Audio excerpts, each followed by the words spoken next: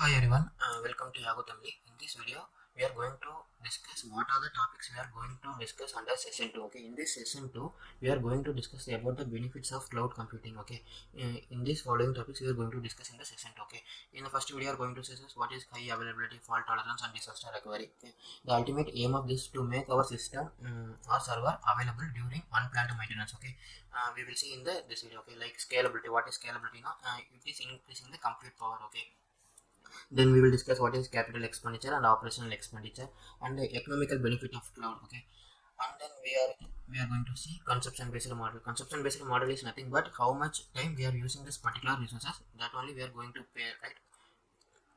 That was consumption based model. Okay, and then we will see service model.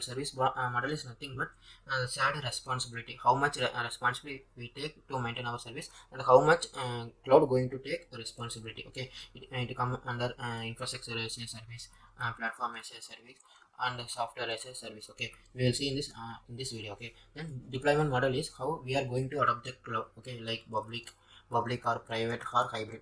We will see this thing in this particular video. And finally, we are going to see cloud pricing model. Okay guys, this is about this video. We will see all the topics in the separate video. Thank you.